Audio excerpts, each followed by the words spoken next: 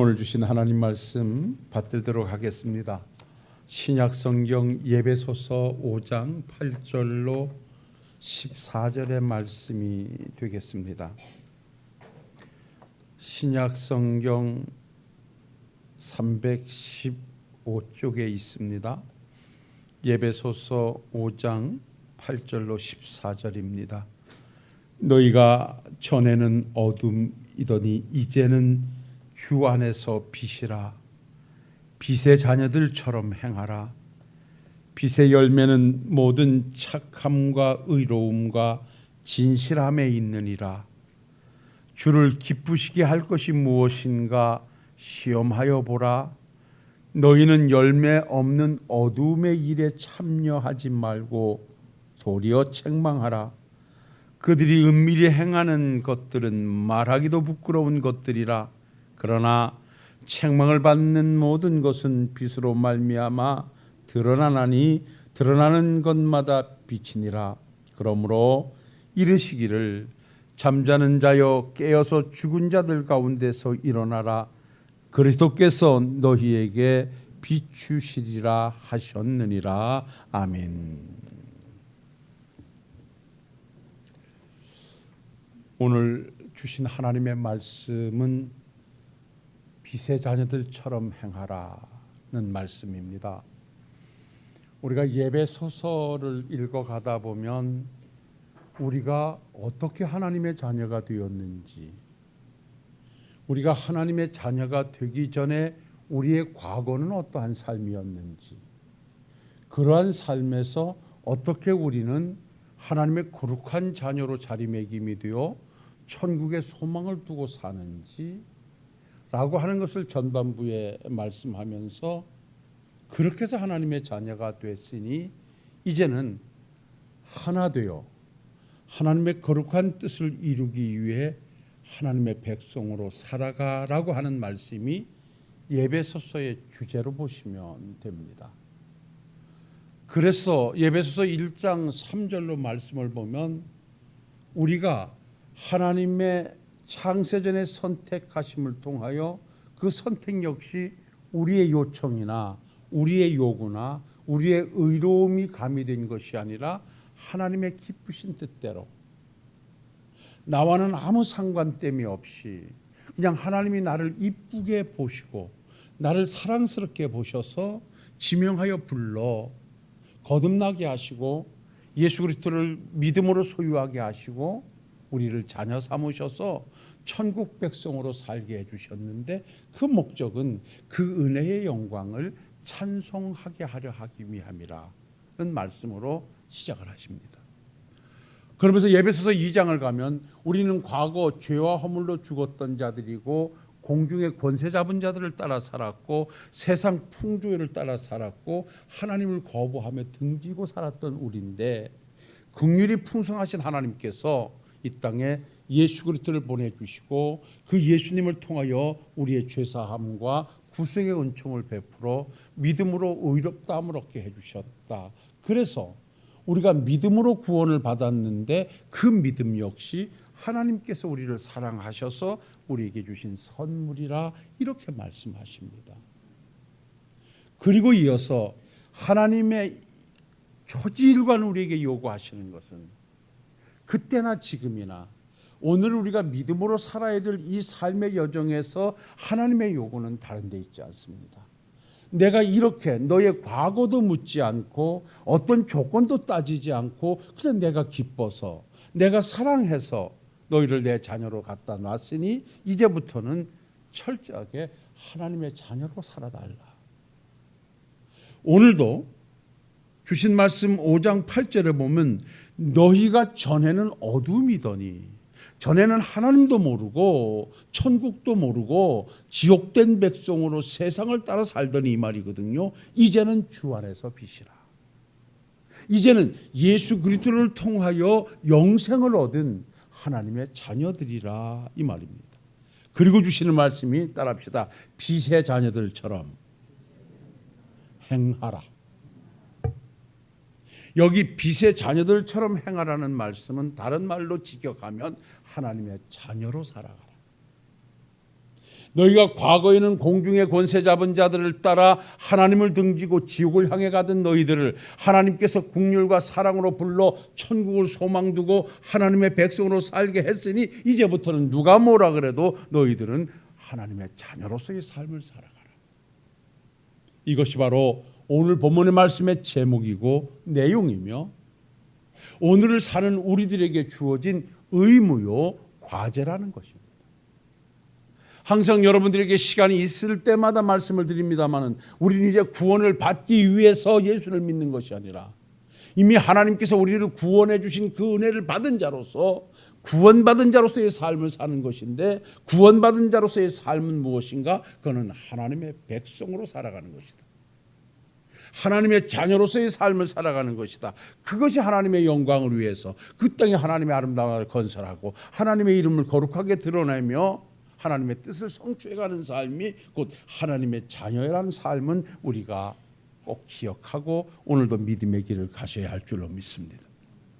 우리는 누가 뭐라 해도 하나님에 의해서 새로 나고 하나님에 의해서 천국을 소유한 하나님의 백성들입니다. 그래서 하나님의 말씀인 요한복음 8장 12절에 예수께서 또 말씀하여 이르시되 너희는 세상의 빛이니 나를 따르는 자는 어둠에 다니지 아니하고 생명의 빛을 얻으리라 말씀하셨고요. 고린도후서 5장 17절에 그런즉 누구든지 그리스도 안에 있으면 새로운 피조물이라 이전 것은 지나갔으니 보라 새 것이 되었도다라고 말씀합니다. 예수로 말미암아 우리의 삶의 변화가 어두움에서 빛으로 옮겨졌고 지옥에서 천국으로 바뀌어졌으며 멸망에서 영생으로 바뀌어졌다는 사실을 전제하면서 베드로전서 2장 9절로 10절 말씀을 보면 우리의 신분을 이렇게 말씀해 줍니다. 그러나 너희는 택하신 족속이요 왕같은 제사장들이요 거룩한 나라요 그의 소유가 된 백성이니 이는 너희를 어두운 데서 불러내어 그의 귀한 빛에 들어가게 하신 이의 아름다운 덕을 선포하게 하려 하심이라. 너희가 전에는 백성이 아니더니 이제는 하나님의 백성이요 전에는 국류를 얻지 못하더니 이제는 국류를 얻은 자니라. 아멘. 과거에는 하나님으로부터 외면당 하나님도 모르던 우리들이 이제는 하나님의 자녀로서의 신분을 확보하게 됐다. 그것이 하나님의 은혜라 이렇게 말씀합니다. 우리 아까 장로님이 기도하시면서 우리 교회를 성전이라 이렇게 표현하십니다. 우리가 과거 그렇게 기도했고 우리는 오늘 교회를 성전이라고 수없이 들어왔고 들었습니다. 그러나 우리는 이것은 좀 고쳐야 됩니다. 사실 이 신월동 교회가 성전은 아닙니다. 신월동 교회가 성전이 아닌 것은 이미 예수께서 오심으로 말미암아 성전 시대는 끝났고 우리 주님께서 오셔서 구속의 은총으로 어둠에 있던 우리들을 당신의 자녀의 빛된 자녀로 삼아주시면서 우리를 성전 삼고 계시고 우리가 주의 거룩한 백성이요 우리가 주님을 모신 하나님의 전들입니다.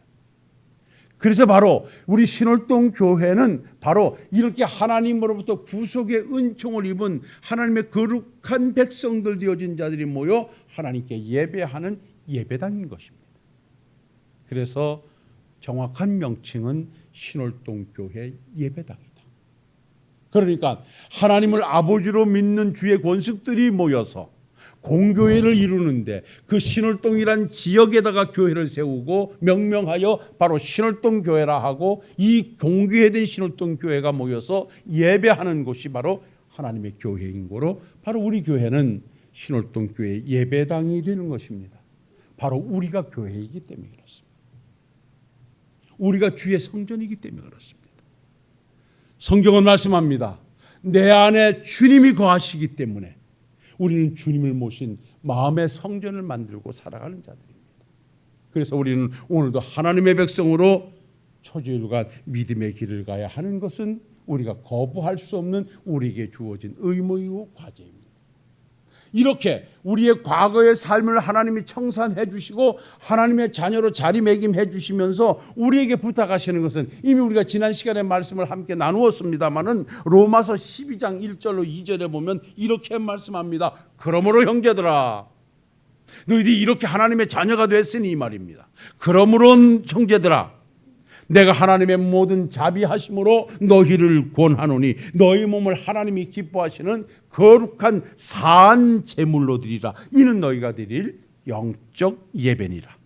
너희는 이 세대를 본받지 말고 오직 마음을 새롭게 함으로 변화를 받아 하나님의 뜻이 무엇인지 분별하라.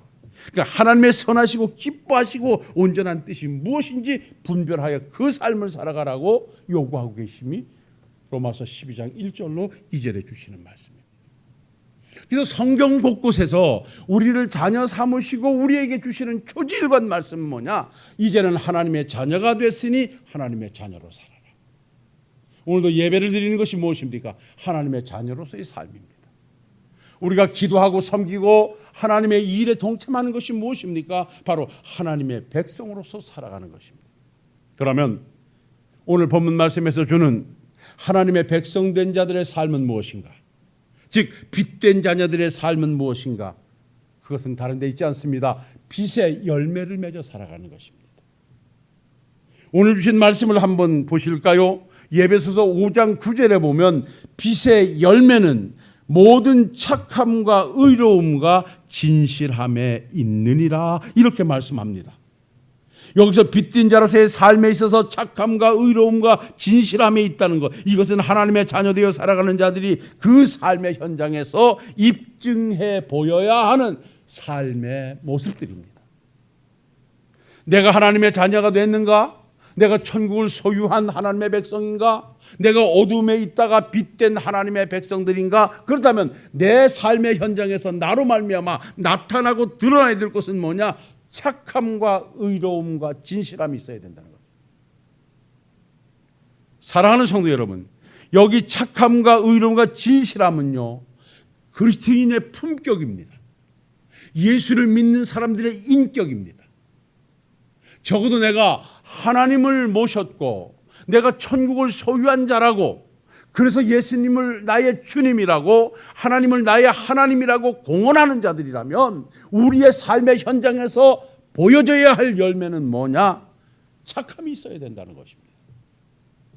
여러분, 오늘 이 시간에 내 삶의 현장에서 내가 드러내 보여야 할 열매된 삶이 없다면 한번 그 열매를 맺혀가고자 다시 한번 우리의 삶의 자세를 가담는 우리 성도님들이 되시기를 주의 이름으로 부탁합니다. 오늘 이 본문 말씀에서 주시는 빛의 열매에서 착함이 무엇입니까? 아가도시네라는 원문의 뜻인데요, 이건 다른 데 있지 않습니다. 따라합시다. 너그러움입니다. 예수 믿는 사람들은 세상에서 보여줘야 할 인격의 품격이 무엇인가? 예수 믿는 사람들의 인격이 무엇인가? 세상을 향하여 너그러움이 있어야 된다는 것입니다. 이 너그러움은 사랑으로 표현할 수 있습니다. 양보라고 표현할 수 있습니다. 배려라고 표현할 수 있습니다. 우리가 세상을 향하여 좀 더 포용하고 도덕적인 면에서, 윤리적인 면에서 착한 행실을 통해서 그 세상 사람들에게 하나님을, 예수님을 보여줘야 할 의무가 우리에게 있다는 것입니다. 그래서 예수 믿는 사람들은 참 착해. 참 예수 믿는 사람들은 참 선해. 예수 믿는 사람들은 참 너그러워.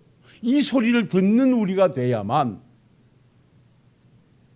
우리를 통해서 이 땅에 하나님의 나라가 건설되고 하나님께서 영광을 받으시는 줄로 믿습니다.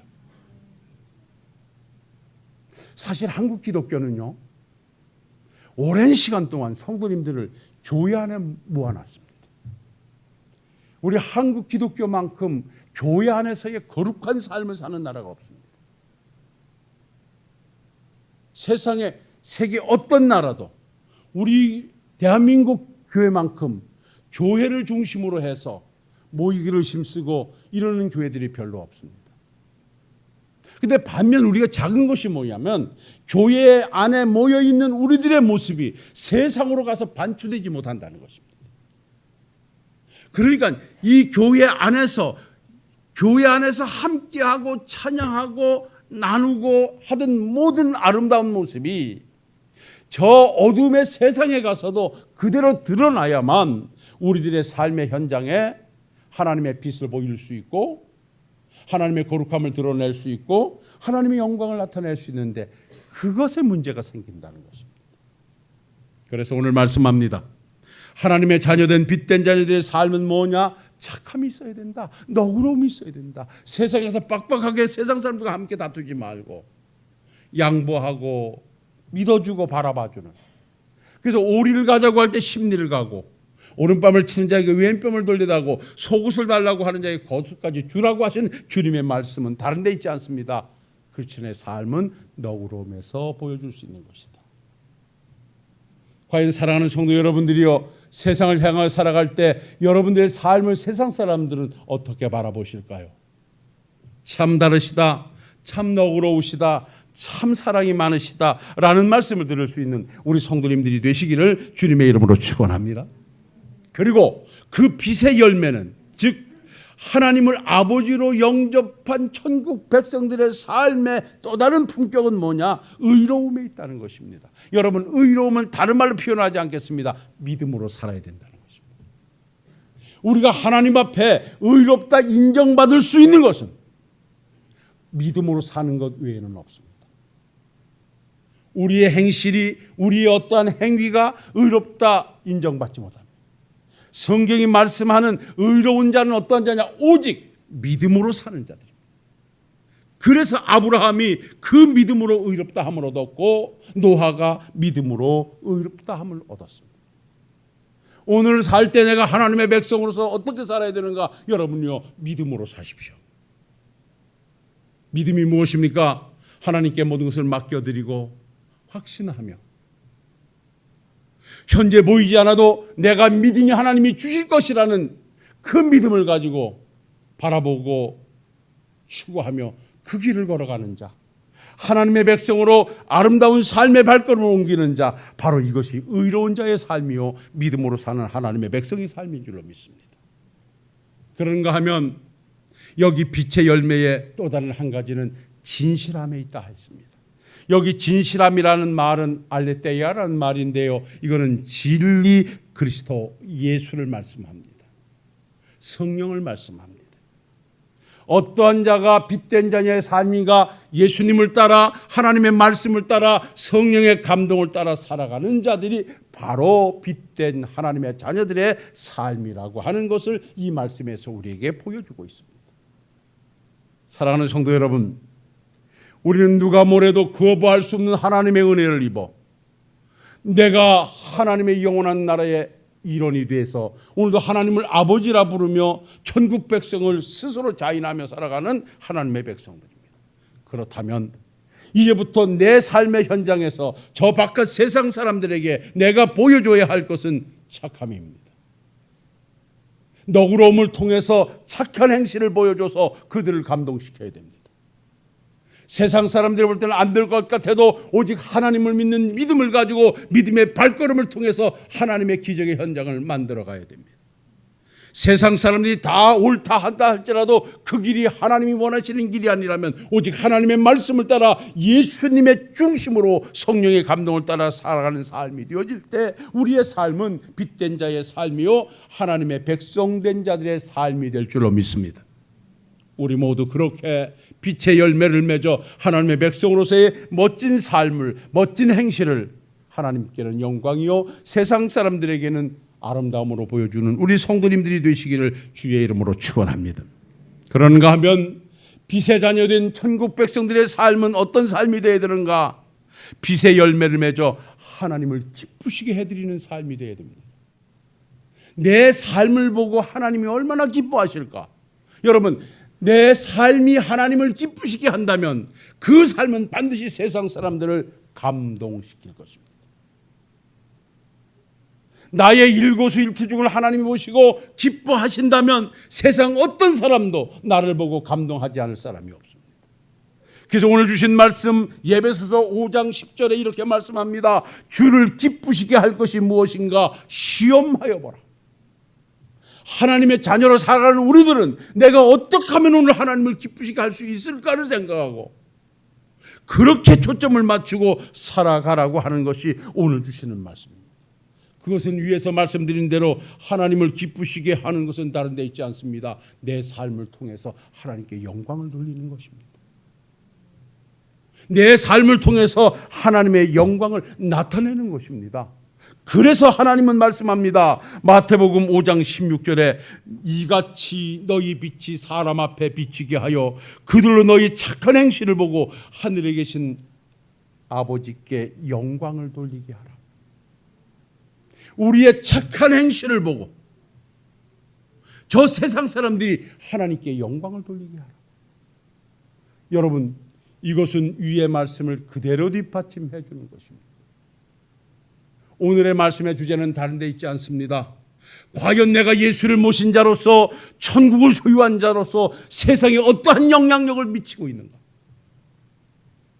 내가 예수 믿는 것을 내 가족이 할 것이고 내 친척이 할 것이고 내 친구들이 할 것이고 내 주변이 할 것인데 그 사람들이 나를 보고 어떻게 평가할까? 정말 예수 믿으니 너그러움이 있습니다. 정말 우리와 다름이 있습니다. 세상 사람들로부터 우리는 하나님의 백성으로서 인정받는 삶이 되어야 한다는 것이 오늘 하나님을 기쁘시게 할 것을 시험해보라는 말씀과 함께 가게 되는 것입니다. 사랑하는 성도 여러분, 우리의 착한 행실은 나를 드러내기 위함이 아닙니다. 나를 통하여 하나님을 드러내기 위함입니다. 하나님을 믿으니 저렇구나, 하나님을 믿으니 저렇게 사시는구나, 하나님을 믿는 자는 뭐가 다르구나 라고 하는 삶이 우리에게 보여져야만 이것이 하나님의 백성된 자들의 삶이라는 것이 오늘 주신 말씀입니다. 그리고 마지막으로 이렇게 말씀합니다. 우리의 삶을 통하여 어두움을 책망하라 합니다. 오늘 말씀 보십시오. 에베소서 5장 11절에 너희는 열매 없는 어두움의 일에 참여하지 말고 도리어 책망하라 그럽니다. 여기 책망하라는 말씀은 폭로하여 드러내라는 말입니다. 이것이 바로 빛의 속성입니다. 여러분, 아무리 어려워도요, 빛이 들어가면 다 드러나게 되어 있습니다. 시가지 캄캄한 밤에도 빛만 들어가면 어떤 것도 감춰지지 못합니다.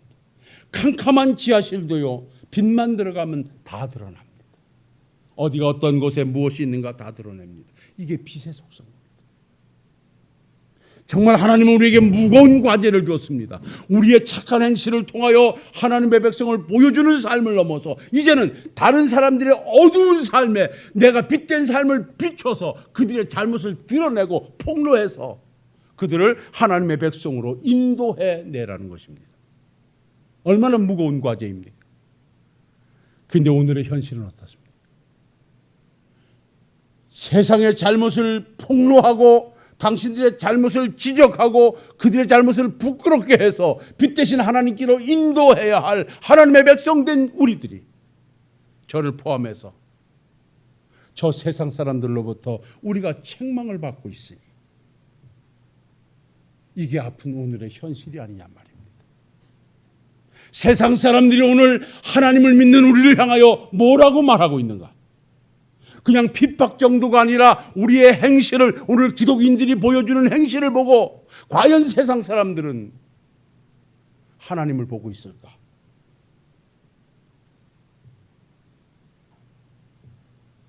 저는 보수와 진보를 떠나서 내가 참 안타까워하는 목사님들이 두 분 계십니다.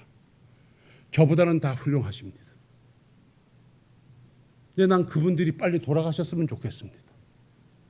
감히 내가 강단에서 이렇게 말합니다. 그 한 분이 전광훈 목사입니다. 또 한 분이 최재형 목사입니다.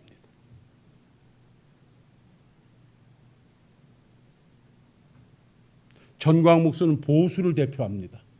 최재형 목사는 진보를 대표합니다. 코로나 시대에 모든 사람들이 다 고통을 당할 때 세상 사람들은 어찌하든 상관됨이 없이 예배의 중요성을 내세워 조롱하고 희화하면서 한국 기독교를 한없이 추락시켰던 분이 정광훈 목사입니다. 그분의 행실이 어떤지 좀 말하지 않습니다.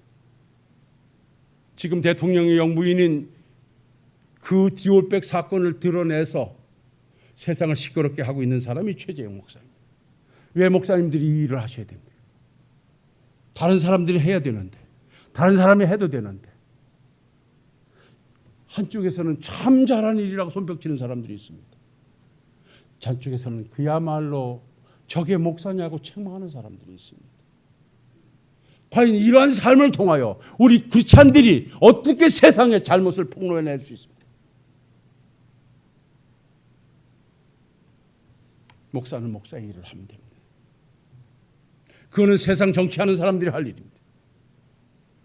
사랑하는 성도 여러분들이요, 우리 모두는 내가 하고 싶은 것을 다 하고서는, 내가 먹고 싶은 것을 다 먹고 싶어서는, 내가 가고 싶은 곳에 다 가서는 우리의 삶을 통하여 하나님을 드러낼 수 없습니다. 모든 것을 절제하고 감추면서 내 삶을 통하여 마음은 아프지만 아픔을 드러내지 않고 감추는 것으로 하나님의 영광을 나타낼 수 있고, 말하기 싫어도 말하는 것으로 하나님의 영광을 나타낼 수 있습니다. 그게 바로 너그러움이요, 의로움이요, 진실함입니다. 사랑하는 성도 여러분, 우리는 누가 뭐래도 하나님의 자녀가 됐으니 이제부터 여러분들이요, 세상을 가지고 옳다 그르다 하지 말고 하나님의 백성으로서 과연 나를 목사로 하는 사람들이 나의 행실을 보고 뭐라 할까? 나를 장로로, 안수집사로, 나를 권사로 보는 이 세상 사람들이, 가까운 사람들이 나를 보고 뭐라고 말할까? 세상은 나를 좋아하는 사람만 있는 것이 아니라 우리 반대편에 있는 사람도 있기에 그들까지도 우리는 감동을 시켜야 됩니다.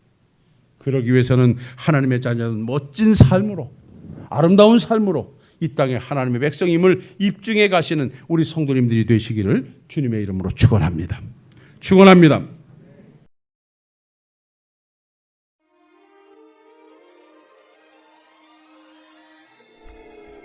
회사원 폴이 뉴욕 출장을 마치고 공항으로 가려고 동료들과 함께 맨하탄 거리로 나왔습니다. 주말 저녁이라서 택시 잡기가 여간 쉽지 않았는데 때마침 기적같이 빈 택시 하나가 저쪽에서 다가오는 것이었습니다. 택시가 서자마자 동료들이 총알같이 달려가 그 택시에 올라탔습니다. 그런데 너무 급히 뛰다 보니 길가 노점상의 가판대를 건드리는 바람에 잔뜩 쌓인 과일들이 바닥으로 나뒹굴게 되었습니다. 하지만 폴의 동료들은 이를 애써 무시하고 차 안에서 외쳤습니다. 폴, 빨리 타야 돼. 안 그러면 비행기 놓쳐. 하지만 폴은 도저히 발이 떨어지지 않았습니다. 동료들에게 자신을 기다리지 말고 먼저 떠나라고 한 다음 폴은 노점상 할머니에게 다가갔습니다. 자세히 보니 할머니는 앞을 보지 못하는 시각 장애자였습니다. 눈이 성한 사람이라면 바닥에 흩어진 과일들을 주워 담으면 되지만 앞을 못 보는 노인인지라 망연자실 앉아서 눈물만 훔치고 있었습니다. 폴이 바닥에 떨어진 야채와 과일을 본래 위치대로 정돈한 후에 지갑에서 돈을 꺼내어 할머니 손에 꼭 쥐어주며 말했습니다. 할머니, 이 정도면 손해보신 것 잘 해결될 것 같습니다. 받으세요. 그랬더니 그 할머니가 이렇게 물었습니다. 혹시 예수님이세요? 이 말을 듣고 당황한 폴이 아니에요 할머니, 저는 예수가 아닙니다. 손사래를 치며 말했습니다. 그러자 할머니가 말합니다. 조금 전에 가판대가 넘어지고 과일과 야채가 땅에 떨어져 나뒹굴 때 제가 도움을 요청할 수 있는 분은 예수님 한 분밖에 없었습니다. 그래서 저는 예수님께 이렇게 기도했습니다. 예수님, 부디 오셔서 저를 좀 도와주십시오. 그랬더니 바로 그 순간 당신이 와서 나를 도와주셨습니다. 그러니까 당신은 예수님이 틀림없습니다. 아까 일로 비행기를 놓친 폴은 뉴욕의 한 호텔에서 하룻밤 더 머물면서 자신에게 이런 질문을 던졌다고 합니다. 최근에 누군가가 너를 보고 예수님 같다고 착각하게 했을 때가 언제였는가? 그리고 여러분도 같은 질문을 자신에게 한번 던져보시면 어떨까요? 그때가 언제였는지 생각이 잘 나지 않는다면 그것은 필경 우리가 주님을 따라가되 여차하면 슬며시 돌아서도 들 만큼 너무 멀찍이 따라가기 때문이 아닐까요? 베드로가 예수를 멀찍이 따라 대제사장의 집들 안까지 들어가서 아랫사람들과 함께 앉아 불을 쬐더라. 우리에게 익숙한 내 주를 가까이 찬송가와 함께 주께로 한 걸음만 더 가까이 나아가는 한 주간 되시기를 기원합니다.